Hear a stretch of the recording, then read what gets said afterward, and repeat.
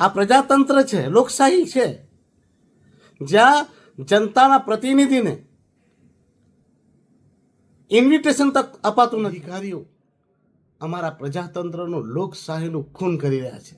આજે અમારા સંવિધાનનું ખૂન થયું છે.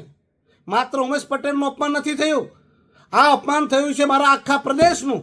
આ અપમાન થયું છે માનીને પ્રધાનમંત્રી નરેન્દ્રભાઈ મોદીજીનું, જે અમારા સદનના નેતા છે. આ અપમાન છે ગૃહમંત્રી અમિતભાઈ શાહજીનું, જેના નેતૃત્વમાં કેન્દ્ર સરકાર ચાલે છે. આ અપમાન થયું છે મારા આખા ભારતના સદનનું, જેનું હું પ્રતિનિધિત્વ કરી રહ્યો છું.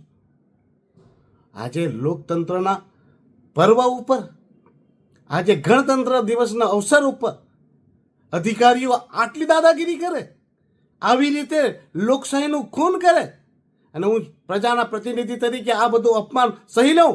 મારી જનતાના, લોકોના હક અને અધિકારની વાતોને હું છોડી દઉં? આ અપમાન મારું નથી, મારા આખા પ્રદેશનું, આખા દેશનું છે.